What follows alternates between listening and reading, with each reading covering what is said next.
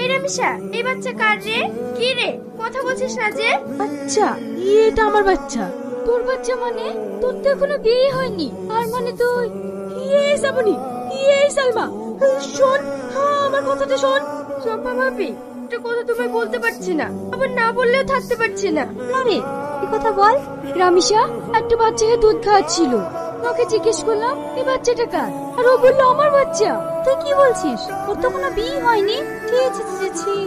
সবাই বলে মিশার মতো নাকি ভালো মেয়ে পাড়াতে নেই, ও নাকি ঘর থেকে বেরোয় না, যদি বা বের হয় বোরখা পরে, পর পুরুষকে নাকি মুখে দেখায় না। সে আজ ভাবির কথা মুখে দেখায় না, কিন্তু একটা ভেজা বিড়াল।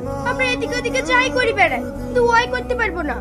না, ইয়া মেনে লিয়া যায় না। একটা মেয়ে লেগে তো পাড়াটা খারাপ হয়ে যাবে। তো এখনই বিশ্ব মডেলের কাছে যায়। আমি একদিন একটু রকির সাথে কথা বলেছিলাম, ডাইনি কত না কীর্তি। এবার দেখবো মডেলরা কি করে।